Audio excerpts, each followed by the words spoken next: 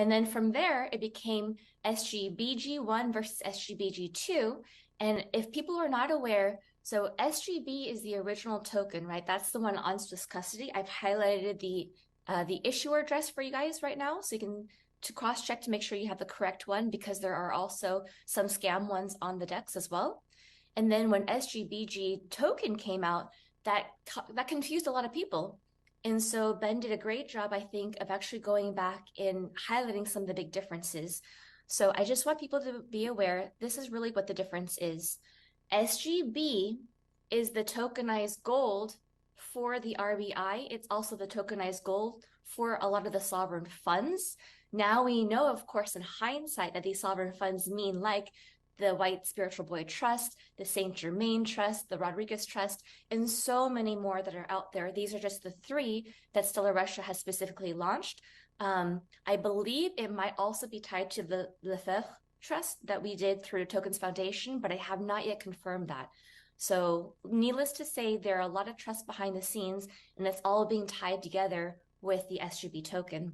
Now, where SGBG comes in play is, as you know, we've been studying all these bridge assets recently, and how, as an example, Gold Bank is the bridge asset for SGB on the banking side.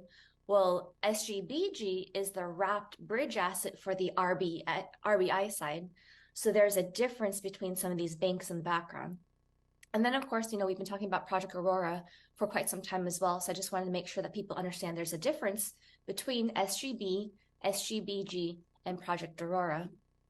Now, in terms of wrapped asset bridges, just another quick overview of some of the assets that have come out fairly recently.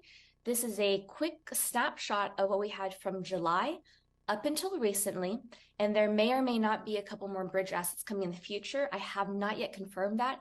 Right now is only a possibility at this moment. But the reason why it's important to know is because today's call not only talks about the SGB, but also how it relates to Swiss custody. And so as we start to understand how these assets are functioning and how all the bridges are functioning in the background, it will then make so much more sense for why these dividend payouts that will be coming at the end of this year, and then of course throughout next year, will start to grow in time. And that's the reason why we've been making all these commentary about how at the end of this year, the dividend payouts will be very minimal, very small. But then over time, month after month, quarter after quarter, the payouts will all grow exponentially. And so that's when we can start getting more excited later on next year.